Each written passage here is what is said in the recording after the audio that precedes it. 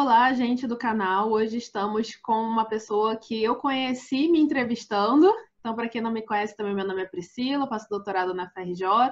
Estou aqui falando com a Patrícia da Silva. Ela entrevista também as pessoas no canal do Instagram. Acontece no Infix, então eu conheci ela me entrevistando sobre a minha pesquisa no Infix. E hoje a gente tem, então, a honra de tê-la aqui com a gente. Ela é... Deixa eu pegar aqui. Ela é mestre em educação pela Unirio, realizou doutorado na UF, com doutorado sanduíche na Universidade de Ohio. Então, seria legal também você contar essa experiência da gente, do seu doutorado sanduíche, contar um pouco da sua trajetória, como é que você entrou em educação, e também depois, agora, a sua experiência no canal, né, do Instagram, entrevistando as pessoas. Então, se apresente, conta um pouco a sua história para quem não te conhece. Uhum. Então, gente, olha, boa tarde. Em primeiro lugar, eu agradeço a Priscila pelo convite, fiquei muito honrada. É bacana essa experiência de ser entrevistada, porque eu entrevistei tão recentemente. Eu achei muito satisfatório, fiquei muito feliz com esse convite. Bom, seguinte, né? Eu sou pedagoga formada pela UF. Eu entrei em 2004 lá, e com 17, 18 anos. Me formei em 2008, né, já com 21 para 22 anos. Eu fiz um trabalho monográfico, né, sobre alunos de classes populares. Eu sempre tive uma inclinação muito forte a estudar sociologia da educação, com especial atenção à escolarização de pessoas em camadas populares e camadas médias. Após eu concluir a minha graduação, eu fui para o mestrado em educação na Unirio.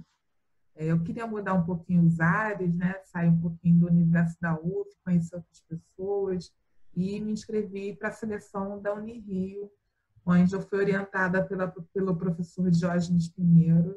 Aí eu pedi já um pouquinho de sociologia da educação e entrei para o campo de políticas públicas em educação. Naquela época, era o fervo das ações afirmativas. Eu sei que parece que a gente está no fervo agora, mas naquela época era bem mais fervoroso. E por quê? Porque era a primeira turma de cotas que estava saindo da UERJ. A gente estava na expectativa de ver o resultado da primeira experiência, que é bem sucedida, de ações afirmativas. Então, tinha muitos pesquisadores na UERJ. A UERJ, naquela época, era quase um laboratório etnográfico. Tinha pesquisadores de várias partes do Rio, de várias partes do Brasil, querendo conhecer como é que foi o cotidiano, a trajetória, as expectativas dos alunos que ingressaram por cotas. E eu estou no grupo desses pesquisadores. Eu fiz a minha dissertação sobre vida e cotidiano na universidade. Eu peguei 2 cursos, né, para analisar o direito e nutrição com esses alunos, para entender como era o cotidiano deles como cotistas naquele ambiente, né? Como eu disse, eram poucas universidades que tinham cotas para negros, e a UERJ foi a pioneira nisso. A UERJ tem o perfil de ser pioneira em várias estratégias, políticas de inclusão. Se você for olhar a história da UERJ, ela nasceu para atender a classe trabalhadora, né? Então, assim, é fantástico o trabalho deles lá, né? E eu fiquei quase morando na UERJ, fiz um pequeno trabalho etnográfico para achar os alunos, eu me misturei muito com eles, fui nos encontros dos coletivos negros, que eram bem combativos e acirrados, participei de muitas reuniões, eu estava vivendo uma vida na UERJ. E como eu era bem jovem naquela época, né, bem novinha, eu era muitas vezes confundida com aluno. Assim, funcionários me encontravam e aí me mandavam para a fila dos alunos que estavam buscando assistência estudantil. E isso é até dado de pesquisa, né, Priscila? Você vê, nossa, criou-se um estereótipo do que o aluno cotista e eu estava correspondendo àquele estereótipo, mas não sabia que eu era uma pesquisadora. Então, assim, foi uma pesquisa muito gratificante. Eu acredito que eu colaborei muito com o que foi feito posteriormente nesse campo. Hoje eu vejo com muita felicidade novos pesquisadores engajando pesquisas sobre ações afirmativas, e me recordo com carinho daquela época, quando eu brinco, né, com que naquela época a gente era uma Kombi só, né, tinha poucos pesquisadores discutindo cotas e ações afirmativas. Agora a gente já tem até um ônibus, porque é tanta gente falando sobre isso. Falo, nossa, não conheço mais essas pessoas, antes eu conhecia todo mundo. Né? E foi assim que foi o meu mestrado na Unirio. Aí eu fiquei um tempo fora assim, né, da vida acadêmica. Durante todo o meu mestrado, eu trabalhei, durante a graduação também. Né? Eu não tive a oportunidade de viver estudando, só estudando. Como eu sou de uma família pobre, eu sempre tive que trabalhar, então eu trabalho desde os 18 anos. No mestrado, eu já estava trabalhando como funcionária da UFRJ, onde eu fiz concurso para pedagoga, meu cargo é pedagoga área, é um cargo de nível superior que exige titulação em pedagogia. Depois do mestrado, eu fiquei um ano me recuperando das dores de que é fazer uma pós-graduação, até achar um tema que eu gostasse muito, que eu tivesse alguma paixão, algum interesse em descobrir, em responder. E o que me causava muita agonia era ver pesquisas colocando negros sempre em situação de pauperização, sempre um olhar muito pauperizado, empobrecido. Eu queria falar dos negros bem-sucedidos, eu queria falar dos negros que tiveram sucesso, eu queria entender a trajetória escolar dos negros que ascenderam, dos negros das classes médias altas, dos negros de elite. Eu tinha uma agonia compreender e mostrar isso. Sabe? As cotas, quando elas resultam em egressos, né? Elas criam grupos profissionais, e grupos profissionais mobilizam estruturas sociais.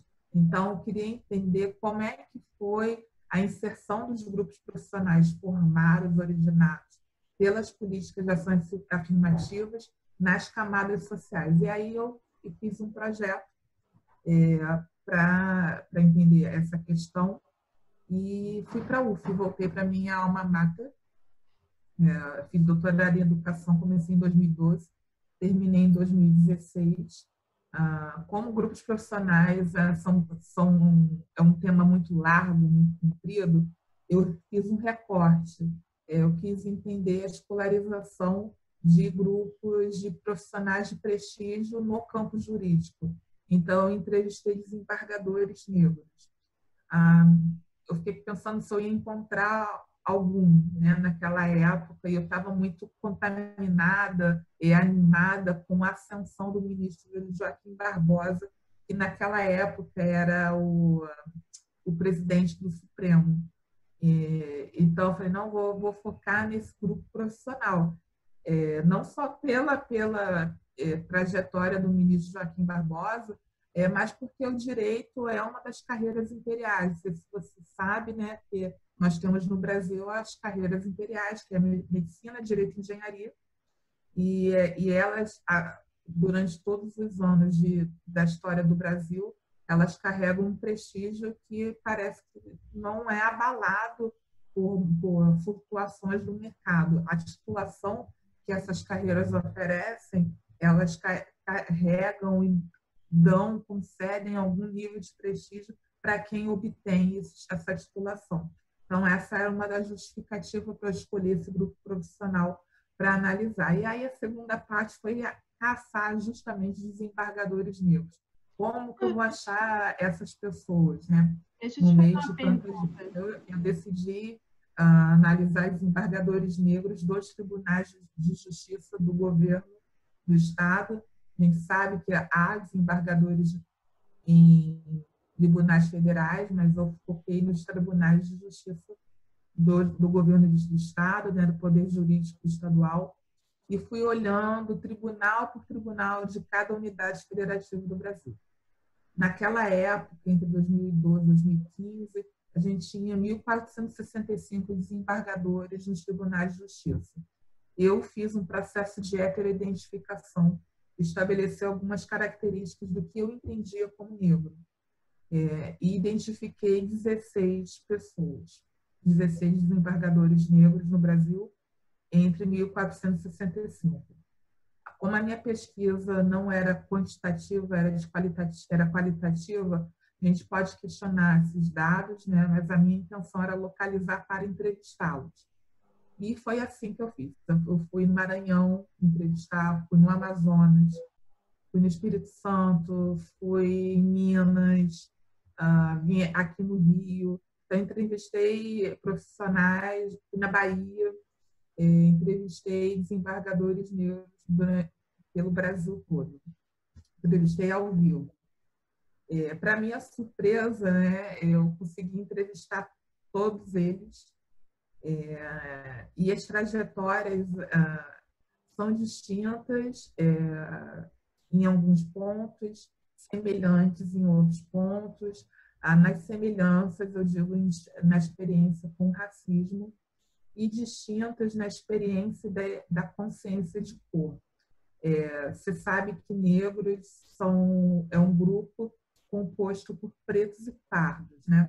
Então, quando eu identifiquei esses desembargadores, eu estava considerando também os pardos, não somente os pretos. E pelo que eu percebi nas entrevistas, era que os pardos tinham uma consciência de cor menos trabalhada do que os pretos. Por razões históricas, não necessariamente razões pessoais daqueles sujeitos. E a escolarização da maioria deles era irregular, né, com algumas reprovações, que é uma temática importante para a gente de educação, né, que a gente chama de ascetismo escolar. Quanto mais regular você for, maior é o seu ascetismo escolar. E foi basicamente isso que eu fiz durante do meu doutoramento. Durante o doutorado, eu morei 1 ano nos Estados Unidos para buscar maior entendimento sobre relações raciais, né? Todo mundo que é pesquisador no Brasil, que estuda relações raciais em nível de doutorado, vai fazer algum estágio nos Estados Unidos, assim como pessoas lá nos Estados Unidos vêm fazer estágio aqui no Brasil, porque eles são os maiores produtores de material em relação a essa temática. A gente brinca, né? Todos os pesquisadores sérios vão aos Estados Unidos para conhecer essa temática. E aí a minha experiência assim, lá foi única em relação a isso, sabe? Eu via muitos negros em posições de prestígio, posições privilegiadas, que eu não via aqui, eu ficava encantada com aquilo.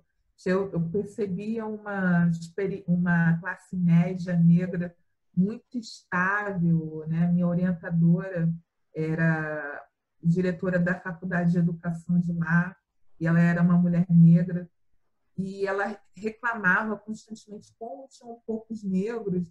Eu até brinco, né, que eu contando isso para as pessoas, eu brinco assim, eu ria por dentro quando ela reclamava isso, porque para mim é que era cheio de negros. Ela não vem de onde eu venho, porque onde eu venho tem poucos negros dentro dessas posições, né? O reitor da universidade de lá era um homem negro, e a gente vivia num estado branco. Lá, o Ohio é um estado com 67% de brancos. Não é igual a gente aqui. A população negra americana é de 13%.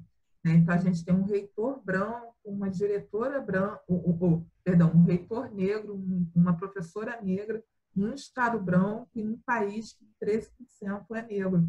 Né? E ainda assim, eles estão clamando por mais pessoas negras naquele espaço. Eu ficava encantada com aquilo.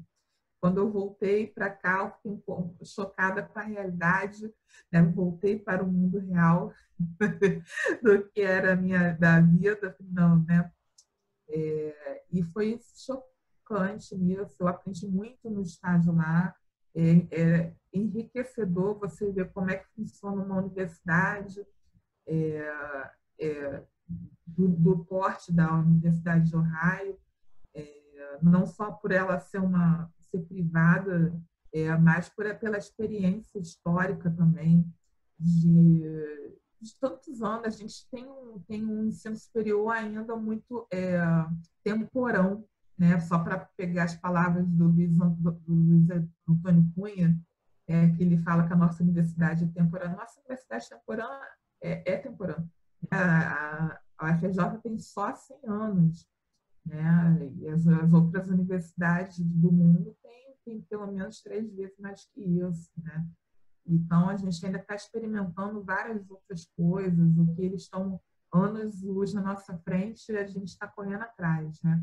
Especialmente nesse aspecto da inclusão, que me pareceu na época lá, eles estão bem resolvidos com isso, tem laboratórios, escritórios dedicados a fazer inclusão em todos os aspectos possíveis, tanto de negros como de homossexuais, ou pessoas trans, ou pessoas com deficiência. Enfim, tem um trabalho delicado e dedicado a isso, que a gente ainda não percebe na nossa universidade, mas estamos melhorando com o tempo.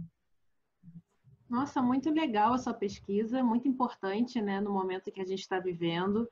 E, assim, é aquela questão, né? Acho que o meu lugar de fala, eu só poderia falar, olha, eu fiz a universidade e eu tinha pouquíssimas pessoas negras na minha turma, e eu quase não tenho muitos amigos negros por já ter vindo de uma classe média, já ter cursado, né, o ensino médio em escolas privadas, e você acaba olhando para o lado e estranhando, né? 54, acho, por cento da população brasileira é negra, como eu vivi um mundo dentro de uma bolha que eu não tenho amigos negros. Então, é aquela questão, a gente olhar para a gente e fazer essa autocrítica e ver onde é que estão essas pessoas, né? Porque é diferente de quando você é negro e você percebe que não tem outros negros nesse espaço. Então, realmente, é muito importante essa conscientização, a gente levar isso para mais gente, porque, assim, muitas às vezes a gente naturaliza, achando que é normal, né? E aí você precisa, às vezes, sair do seu lugar, sair do Brasil para voltar e falar assim, nossa, o que está acontecendo aqui é muito errado, né? Então, acho que isso, essa voz que vocês agora, assim, né? E assim, né? É todo mundo, né? É eu também, que não sou negra, eu também tenho que achar estranho, eu também tenho que me revoltar nessa situação, porque é uma luta de todos. Todos temos que lutar para essa igualdade, né? Para que todo mundo seja incluído. Até porque, assim, a educação inclusiva, para mim, às vezes parece um pleonasmo, né? Eu não consigo conceber uma educação que não seja inclusiva. A gente pode chamar de instrução, mas de educação não tem como. Não, e é muito importante até para os brancos mesmos entenderem o privilégio, né? O privilégio que é ser branco, o privilégio que é não ser discriminado, das pessoas não terem medo de você na rua, das pessoas não acharem que você roubou alguma coisa, como essa discriminação vai criando as pessoas também, né? Porque isso forma também a subjetividade, e para o bem e para o mal, né? Então, acho que é muito importante levar esse debate não só entre o grupo das pessoas negras, mas para os brancos entenderem também que tipo de sociedade a gente vive, que tipo de privilégios a gente tem, e entender o outro. Porque acho que, às vezes, o racismo, a gente só... talvez é mais plausível de ser entendido quando a gente sofre, né? Então, o branco, por não sofrer isso, ele fala, mas isso não existe, isso não tem. E quando, na verdade, a gente tem que falar, olha, tem sim, você só não sofre porque você é branco, né? Porque você não foi discriminado. Mas a gente só entende discriminação quando a gente sofre discriminação. E aí, às vezes, o branco sofre discriminação por ser pobre, aí vai sofrer discriminação. Mas, assim, são outras discriminações, né? Então, acho São que... outras discriminações, porque veja bem, mesmo a pessoa ascendendo, ela não fica imune a não ser discriminada. Esse foi um aspecto que apareceu com os desembargadores que eu entrevistei. Eles não ficam. A maior parte dos desembargadores que eu entrevistei são do estado de Minas Gerais. E aí eles eram chamados de a Câmara Escura. E o que virou o momento da minha tese, o título, A Câmara Escura. E eles falaram que receberam esse nome, que eles foram lotados na Câmara Criminal, né? E eles eram todos negros. E aí, assim, isso simboliza alguma coisa. Sabe? Isso aqui é o que está mostrando que entre diversos desembargadores, eles estão sinalizando que tem poucos negros e eles merecem um codinome. E eles são chamados de a Câmara Escura. Aí virou o título da minha tese. Tem a Câmara Escura, trajetória dos desembargadores negros brasileiros, sabe? Eu acho Então, que assim, durante a minha... É importante falar uma coisa, Priscila, é porque parece... Eu até converso isso muito com os alunos de FITS, né, que militam. É que parece que as coisas hoje estão muito ruins e não são boas, mas já foi muito pior, sabe? Já foi muito pior. E a gente que milita tem que reconhecer que nós tivemos algumas vitórias, até para alimentar a esperança dentro da gente. Quando eu fazia a graduação, eu pregava no deserto. Na minha turma era eu e mais 3 pessoas negras. E eu não venho de um curso de prestígio, eu venho de curso pobre. Tratar desse tema não era fácil. Quando eu defendia a cota, eu defendia a cota sozinha. Eu estava lá pregando, eu era a doida que falava sozinha. Hoje em dia já é quase um consenso falar em cota. Então, isso é uma evolução. E isso aí foi um fruto de um esforço coletivo de muita gente séria, de dedicada. Tá? Minha irmã fez pedagogia lá também. Quando ela entrou, já assim, ninguém estava falando contra a cota que branco é igual a negro, coisas que eu ouvia, sabe? A gente ouve coisas de outra natureza ainda hoje, mas esse tipo de coisa já foi vencido. Então é importante sinalizar vitórias para a gente continuar lutando. Com certeza. Eu fiz 2 cursos na FRJ. O primeiro, quando eu entrei, não tinha cotas, que foi de História, que também não é um curso imperial e que poderia ter mais gente, né? Mas mesmo assim era um curso, quando eu entrei a primeira vez, né? Foi basicamente de brancos. E depois, quando eu fiz filosofia, que já foi posteriormente, com a inclusão das cotas, a universidade, né, a FRJ, pareceu que ganhou cor, né? O INFIX pareceu que ganhou cor. Então é super importante, né? Porque você tem que incluir as pessoas para. E assim, uma coisa que às vezes eu vejo muito é que às vezes só chamam os negros na televisão e tal só para falar sobre a questão do negro. Só que os negros, né, as pessoas negras, elas deveriam estar para falar sobre todos os assuntos. Né, todos os assuntos, não necessariamente só sobre o problema do negro, aí chama o negro. Aí, tipo assim, o negro existe, vamos chamar ele. Não, gente, se a maior parte da população brasileira é de negros, tem que ter negro falando de política, de economia, de tudo, sabe? Isso é que é uma coisa que as pessoas não entenderam, que a televisão, as grandes mídias não entenderam. A gente quer as pessoas nos lugares, a gente quer encontrar as pessoas em todos os lugares, não somente uma pessoa, né? Não somente a cota, né? A cota no sentido de ter uma pessoa para dizer, olha só, eu não sou racista, tem uma pessoa aqui. Pô, isso é revoltante, assim, realmente. Não, é verdade, você tem toda a razão, né? Então, é até por isso que eu queria, quando você me chamou para entrevistar, a gente focasse também na questão da divulgação científica nas mídias sociais, né? Porque assim, você faz um excelente trabalho em divulgar filosofia, divulgar o conhecimento no YouTube. Eu sou muito, muito a favor disso. Eu gostaria que mais pessoas fizessem isso. Eu sinto, nos meus quase 12 anos de UFRJ, que existe uma tecnofobia assim, de parte dos acadêmicos, aí eu incluo docentes e alunos, que não querem participar de redes sociais, o que, ao meu ver, é um equívoco, né? Porque espaços não ficam desocupados, eles são ocupados por outras pessoas. E foi por isso que canais assim, de extrema-direita, canais que gostam de espalhar fake news, eles cresceram. Não é porque a gente não vai ocupar que ele vai ficar desocupado. O espaço vai ser ocupado por outras pessoas que têm bem menos competências do que nós, entende? Então, assim, eu sou muito a favor que os alunos, que os professores, eles façam seus canais no YouTube, os seus perfis no Instagram, entendeu? Para mostrar o conhecimento verdadeiro, o conhecimento que tem compromisso com a verdade, que tem compromisso com a ciência, que tem compromisso com o desenvolvimento social, não só com o compromisso em inflamar discussões políticas que não têm fundamentos nem científicos, nem técnicos e nem humanos, sabe? Então, eu gostaria muito de incentivar essas pessoas, sabe? Quando eu criei o perfil do Instagram Acontece no Pix, a minha intenção era bem basicamente pedagógica.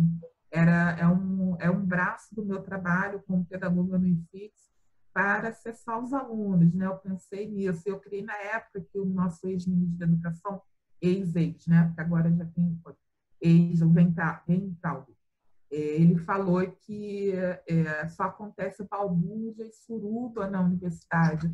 E aquilo me incomodou muito, me incomodou mais ainda, porque ele usou a UF e a UFBA como exemplos antes de atacar todas. E eu sou filha da UF, eu vou defender a UF sempre. Ninguém vai falar mal da UF perto de mim. Eu fiquei muito, além de indignada, eu fiquei magoada de ele ter falado mal da UF. Né? A UF tem feito um trabalho de interiorização seríssimo nos últimos anos. Seríssimo. Um trabalho de acessibilidade fantástico, de ampliação do número de vagas, uma inclusão séria. E aí ele fala da UF, da minha casa. Não vai falar da minha casa. Eu vou mostrar o que acontece de verdade no IFIX. O que acontece de verdade no IFIX é um monte de gente que está trabalhando para produzir conhecimento com bolsas baixíssimas e quando, além de ser baixos, recebem com atrasos, pessoas sobrevivendo, tentando sobreviver para produzir, para estudar, para ganhar conhecimento, se virando nos 30 para promover a universidade. É isso que acontece no IFIX, não acontece balbúrdia, não acontece suruba. Isso aí é devaneio de gente doida, sabe? Então, foi para isso que eu fui. Acho que também uma coisa importante é a gente militar que mais gente esteja nesses espaços da universidade pública, porque só 25% dos alunos do ensino superior estão nas universidades públicas, então a maioria já está fora dessa universidade. E a gente defende tanto a universidade pública porque a gente sabe a qualidade da universidade pública, a gente foi cria dessa universidade pública, então a gente está aqui botando a nossa cara a tapa porque a gente sabe a qualidade que é uma universidade pública. E esses alunos que vão para a universidade privada, eles também precisam de qualidade de ensino superior. E a gente tem que brigar por essa qualidade de ensino superior, que seja na universidade privada, que seja na expansão da universidade pública, mas que seja para o ensino de qualidade. Não pode ser um ensino à distância, com 3.000 alunos, cada professor, que não seja uma educação de qualidade. A gente tem que militar pelo ensino superior de qualidade e a universidade pública tem que falar sobre isso, né? Tem que se importar com esses alunos que estão na universidade privada. Então, isso é muito importante.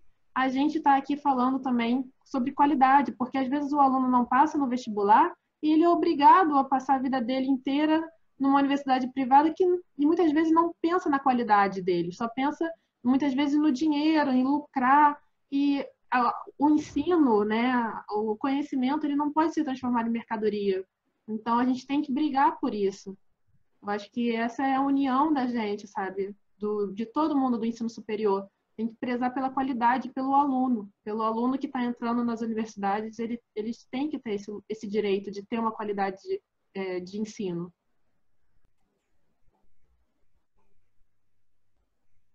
Pode continuar.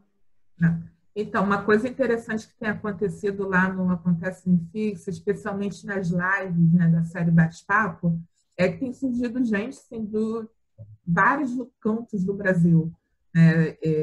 Eu acho que acaba cumprindo um papel social da universidade, né, assim, de pessoas querendo saber sobre um assunto e buscando em outros lugares. Teve uma live que a creche da Fiocruz estava lá toda. Aí as pessoas gostam, né, de botar no chat fulana, chefe, creche Fiocruz, fulana, Universidade Federal do Acre. Aí eu fiquei, ué, como é que chegou no Acre essa notícia? E aí é legal você ver que assim, você está conseguindo espalhar o conhecimento que é produzido no IFIX para outros campos. E muito interessante isso. Isso aí é uma coisa que me anima muito. Eu fico muito satisfeita, né, de ver esse tipo de resultado. Isso que eu incentivo muito, tanto o seu canal E depois do teu canal, um aluno do PPGF ele criou um perfil também de filosofia. Eu acho que ele se inspirou em você. Acho que o nome é Filosofia Nômade. Ele também está fazendo lives Ainda não nisso. conheci esse. Então, assim, tá vendo? Assim, acaba virando multiplicadores. E eu acho que é isso mesmo. Às vezes tem tanta coisa boa feita dentro do Fix, e aí a gente fica naquele sistema de retroalimentar, né? Só a gente sabe. E a gente que trabalha no universo acadêmico, ele se preocupa tanto em publicar em revistas indexadas, com pares A, pares B, Deixa eu contar enfim. uma coisa. O meu canal, eu botei um vídeo sobre a minha pesquisa, né? O Michel Foucault e os Antigos. E aí veio um professor que fez doutorado na Espanha, veio falar comigo e ele pesquisava as relações de Platão com o Michel Foucault. E aí a gente começou a conversar, ou seja, uma pessoa que eu nem imaginava na vida que eu iria encontrar, ele veio falar comigo. Então, assim, Entendeu? maravilhoso o poder da internet, porque a gente do mundo acadêmico, a gente acaba escrevendo artigo, ficando nesse mundo mais recluso de livros e tal, e às vezes o nosso artigo não chega numa pessoa dessa e um Não. vídeo no YouTube chegou. Então é Isso. sensacional. Eu realmente estou bem feliz com o poder da internet, porque a internet chega em milhares de pessoas que a gente nem imagina, né? Às vezes tem 500 visualizações e eu nem sei quem são essas 500 pessoas, mas estão lá, estão vendo, estão assistindo. Muito legal, muito Uhum. interessante. Não, isso é muito legal, realmente, né? Porque você acaba fazendo conexões com gente muito interessante, que assim, um artigo não faz. Na verdade, assim, o artigo é, obviamente, muito importante para você produzir conhecimento, mas ele não tem esse potencial de divulgar. Fica restrito a quem é do meio. E aí a gente acaba se perdendo muito nesse sistema que retroalimenta, né? A gente se forma, a gente fica publicando e a gente não comunica para a sociedade que é responsável financeiramente por bancar tudo isso que acontece, né, os pagadores de impostos e tal, a gente não comunica o que é produzido e é interessante. Meus pais, né, que são de origem humilde, né, meu pai tem ensino médio, minha mãe tem ensino fundamental, eles adoram acompanhar as lives ele falou, olha, eu gostei da live daquele rapaz que falou do seminário. Aí eu disse, nossa, meus pais não estão vendo só para me ver, não, estão prestando atenção no que está sendo dito, porque há uma linguagem que está todo mundo compreendendo, sabe? O que ele quis dizer em E isso é determinado muito assunto. importante, porque como tem só 25 pessoas dos jovens, né, do ensino superior nas universidades públicas, então a gente acaba ficando num grupinho muito restrito, a gente tem que levar isso para mais gente, até para as pessoas entenderem que tipo de balbúrdia que a gente faz na faculdade, né, que nem é tanta balbúrdia Exatamente. assim. Pô, se for balbúrdia Exatamente. com livro, é balbúrdia com artigo, é balbúrdia desse estilo, porque é só essa balbúrdia que eu vi na universidade pública. Não é balbúrdia tentando vender brownie, vender brigadeiro para ter dinheiro para comprar passagem para ir para a faculdade, se virar para fazer xerox de artigo, se virar para comprar livro, sabe? Esse tipo de coisa as pessoas não conhecem, ou trabalhar muito de dia para chegar na faculdade de noite, e aí chega em casa meia-noite. Sempre eu passei por isso, assim, 4 anos de UF. Eu trabalhava em 2 lugares para me manter na UF, sabe? E aí eu fazia a triangulação, eu morava em Maricá, estudava em Niterói e trabalhava no Rio, sabe? Esse tipo de coisas, esse tipo de sacrifício é muito comum para a gente que é espaço popular. E as pessoas não visualizam. Então, a gente tem sim que espalhar o conhecimento e espalhar histórias. Eu acho legal espalhar as biografias para inspirar, para não parecer que quem está lutando sozinho. Com certeza. E também que, assim, esses negros, né, que teve ascensão social, é sempre desses cursos imperiais. Então, a gente tem que lutar também para que não seja só esses cursos, porque esses cursos são os mais difíceis de entrar, são os mais concorridos, normalmente já é uma elite social, já tem um recorte social que faz esse curso, e as pessoas das camadas mais baixas, por muitas vezes não conseguirem um bom ensino médio para conseguir competir, eles já estão excluídos. Então, no final das contas, a pessoa faz um ensino superior, mas mesmo assim não consegue ascender socialmente. O Brasil é um dos piores países de mobilidade social. Então, assim, as pessoas já estão fadadas a ficarem onde estão e não conseguirem sair do lugar. Então, só esses cursos, né, que são os cursos mais inacessíveis. A gente tem que lutar também para que os outros cursos consigam ascender, consigam ter salários dignos. A gente, como professor, o piso do professor também é horrível, né? Tipo, baixíssimo. A gente ganha mal, a nossa profissão é toda hora, né? Avacalhada por todos os lados.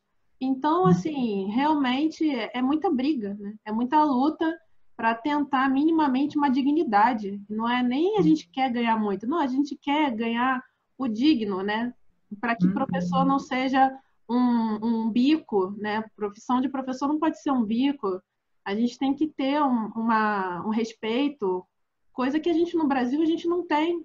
A gente não tem esse lugar do prestígio, né? Que uma faculdade de direito, por exemplo, tem, uma faculdade de engenharia tem. Então isso é muito ruim também. Você não conseguir nada com a faculdade, assim, né? Nada no sentido social, no sentido profissional. É muito difícil. Não, e é importante dizer também, Priscila, que ainda que as cotas tenham aumentado a diversidade dos cursos, especialmente dessas carreiras imperiais, ela não garante a conclusão do curso. Isso eu estava falando, conversando na live de anteontem com o doutorando do PPGSA, que estuda sobre isso. Ele está estudando o perfil dos concluintes das carreiras imperiais. As cotas, elas dão conta do ingresso, mas não dão conta da permanência. A gente não sabe quantos saíram, a gente sabe quantos entraram, mas quantos saíram. Né? Porque a verdade, né, que o ingresso é a etapa mais fácil do ensino superior. Eu entrevistei aquele aluno também do IFIX, doutorando em Sociologia, né, o André, falando justamente sobre essa questão, né, sobre essa relação entre os concluintes e a empregabilidade. Então, muita questão de gente que não consegue nem concluir, mas também aqueles que concluem e conseguem emprego também tem um recorte social, um recorte de gênero, um recorte de raça. Então, você tem ali toda uma galera que, mesmo tendo curso superior, ainda assim fica de fora. Então, o Brasil, ele é muito excludente, né? A gente tem um problema sério, que é o problema de desigualdade social. Então, a gente é um dos sétimo país mais desigual do mundo, que eu acho que esses são os grandes problemas que a gente realmente tem que bater. É a questão da desigualdade, é a questão da falta de mobilidade social, concentração de renda, concentração fundiária. Esses são os grandes problemas que o Brasil tem que encarar, tem que enfrentar e tem que cair lá em cima, né? Tem que tributar essa galera, os super ricos, tem que tributar os dividendos, tem que fazer essa distribuição e repartição do bolo, porque esse bolo não é repartido, né? A classe média, ela paga milhares de impostos e aí ela é super taxada, enquanto que o super rico não é. Proporcionalmente, eles pagam a mesma coisa que a classe média. Então, é isso, essa relação de briga de forças, é que a gente tem que brigar, porque a gente não pode viver num mundo em que não tem mobilidade social, em que eu dou aula para ensino médio, para pré-vestibular, tá me ouvindo? Então, eu dou aula, né, para ensino médio, e aí eu falo para os meus alunos o quê? Vai fazer um vestibular, mas eu sei que a maior parte deles não vai conseguir passar para os cursos imperiais, que não vai conseguir fazer uma ascensão social, e que é mais fácil eles decaírem da posição deles do que ascenderem. E, estatisticamente falando, é essa a realidade do Brasil. Então, é a realidade de gerações e gerações que vão tentar ascender e não conseguem. Então, isso é muito triste, sabe? Isso é muito revoltante. Não, é muito revoltante. É muito revoltante, especialmente assim, que as licenciaturas já são cursos voltados com a população mais pobre e mais negra. Sempre foi isso antes das cotas, já tinha esse perfil mesmo. E aí, se a gente for fazer uma extrapolação, uma construção de hipótese, a gente pode talvez achar a justificativa por que os professores são tão mal remunerados, né? Porque não são cursos destinados a uma elite social. Né? O pessoal da licenciatura é um pessoal de classe popular. E aí, estatisticamente, o seu perfil, que é a mulher negra, é o pior de todos para conseguir emprego, né? Porque você sofre discriminação por ser mulher, você sofre discriminação por ser negra. Então, assim, pô, você, estatisticamente falando, você está no pior lugar no Brasil, né? Ou seja, no Brasil, com todos os problemas de desigualdade social, realmente. Tá me ouvindo? E não estou te ouvindo, Priscila. Pô, cortou de novo? Foi? Tá me ouvindo agora? Agora estou. Não, então, eu tô falando que estatisticamente no Brasil, você foi nascer logo no Brasil, né? Com a pior situação possível.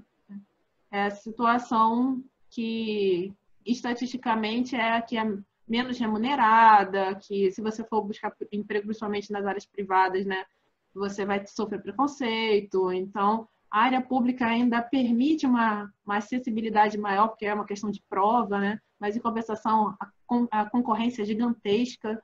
Então, assim, é dificílimo, né? É muito difícil. É complicado. A gente tem que continuar lutando.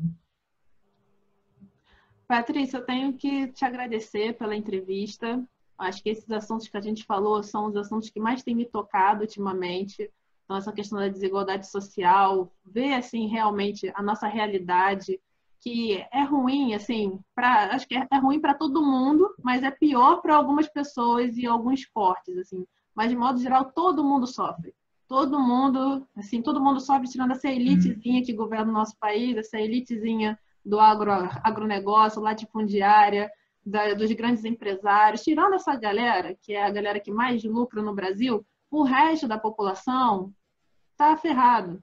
Então, assim, alguns estão mais ferrados ainda, mas, de modo geral, está todo mundo muito ferrado.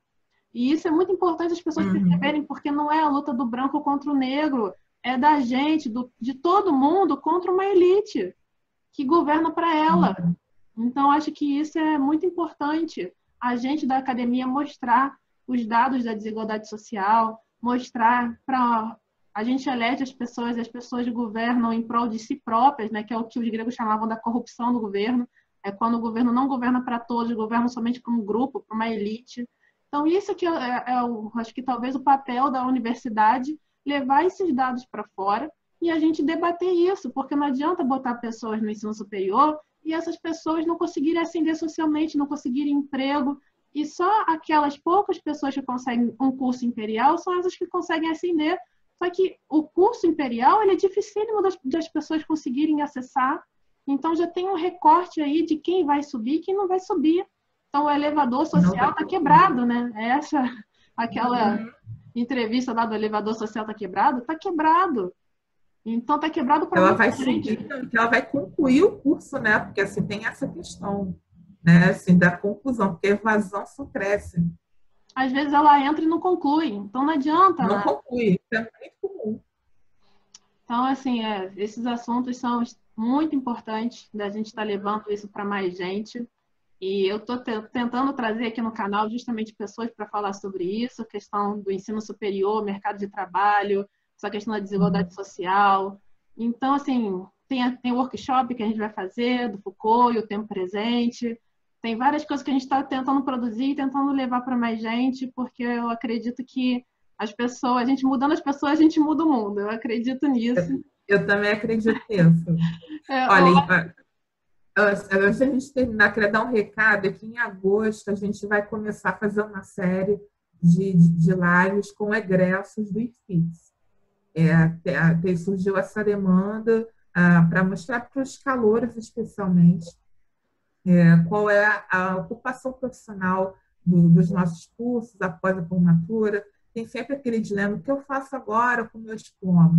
Né? Então, a gente está procurando pessoas que se formaram em ciências sociais, filosofia, que estão no mercado de trabalho, nessas áreas, para falar um pouquinho para a gente como foi a trajetória tanto no IFIX e como que está sendo os efeitos após a conclusão. Então, em agosto, temos novidades, teremos. então tá bom.